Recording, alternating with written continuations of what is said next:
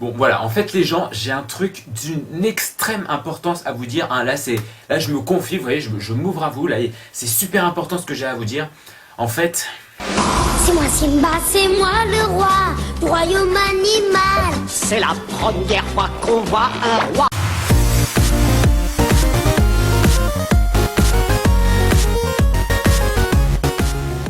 donc voilà, ayant parlé de Pokémon et de Mario hein, dans des précédents podcasts, j'espère que vous les avez vus.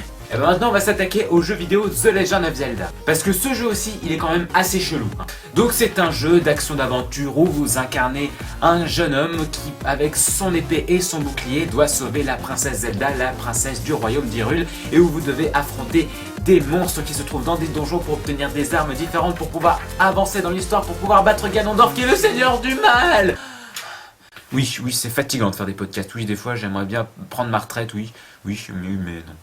Donc, ce jeu vidéo a souvent l'emblème de la Triforce, hein, ce triangle que tu t'es forcément amusé à dessiner sur ta main quand t'étais gosse. Tiens, mais un symbole de la Triforce apparaît sur ma main. Je suis forcément l'élu.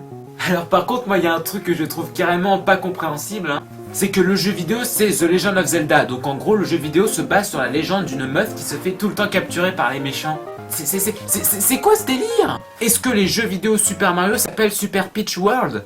Non. Il était une fois un guerrier extrêmement puissant. Il avait parcouru toutes les mers, toutes les terres, toutes les épreuves possibles.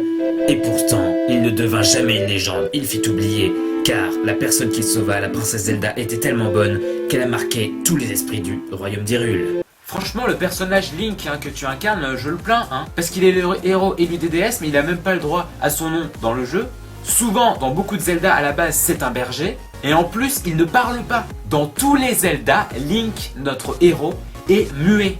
Est-ce que tu connais beaucoup de mecs qui doivent sauver le monde qui sont muets? Je suis désolé, mais pour moi, le minimum quand tu dois sauver le monde, c'est savoir parler. Hein. Vous imaginez la galère pour lui que c'est quand même de ne pas parler? On prend une situation au pif. Link, je t'aime. Est-ce que tu veux m'épouser?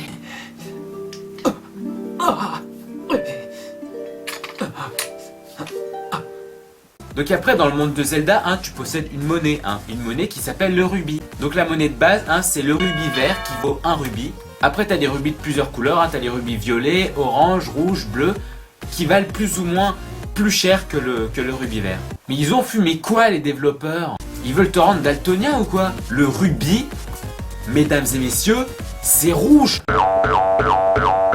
Non les mecs, non, ils ont pas pris le rubis rouge hein, pour la monnaie principale. Non, ils ont pris le vert normal. Mais il était daltonien le développeur, je vois pas d'autre explication. Donc, monsieur Karashito, comme vous le savez, il nous faut une couleur principale pour la couleur des rubis dans le jeu vidéo. Alors, on va répéter une dernière fois. Pour vous, ce sera quoi la couleur principale du rubis hein, pour être sûr que... Ça sera le rouge. Il manquerait plus que le développeur daltonien il soit muet comme Link. Hein. Donc après, comme je le disais, pour progresser dans l'histoire de The Legend of Zelda, tu dois parcourir des donjons plus ou moins énervants dans lesquels il y a des nombres innombrables hein, de salles. Et à la fin, tu affrontes un monstre, un boss qui garde un objet certain, un item qui te servira pour la suite de tes aventures. Les pauvres monstres, sérieux. Ils ont peut-être été choisis par les DS, mais les pauvres, hein, je les plains. T'imagines, tu restes là pendant 1000 ans pour garder juste un objet?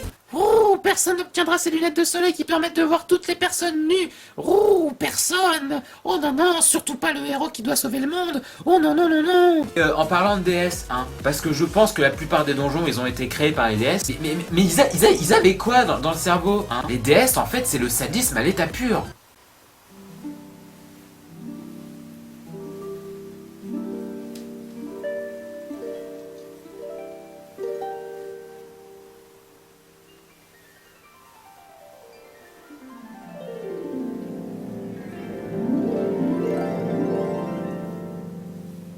Et il y a le système des clés hein, dans les donjons. Une clé peut donc déverrouiller une zone du donjon. Mais toutes les clés dans un Zelda se ressemblent. Alors pourquoi Monsieur Link n'a pas l'idée de récupérer la clé hein, et de l'utiliser dans une autre porte plutôt que de galérer à en chercher une autre?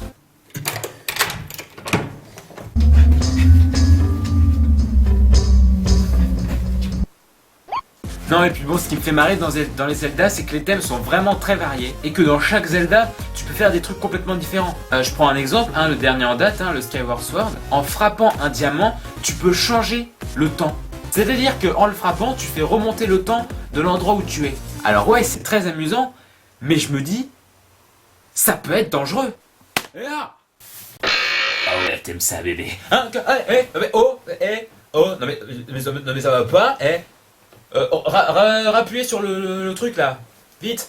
Non mais on était tranquille dans notre passé là, dégage le bonnet là, dégage. Et puis dernière chose, je pense qu'on devrait prendre exemple sur le royaume d'Hyrule, parce que au royaume d'Hyrule, ils acceptent tous les habitants possibles. Il n'y a pas d'immigrés, non, ils acceptent tout le monde. Les Iliens, la tribu des Gerudo, les Gorons, les Zora, les Sheikah, les Peste Mojo, les Skimos, les Moblins, les Minish, les Skull Kids, les Tikwi.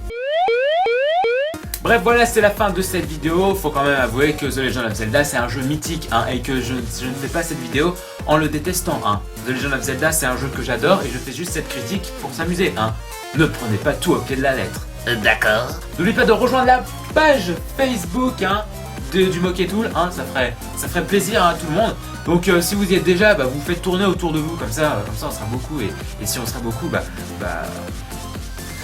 j'aurai réalisé mon rêve. Et surtout,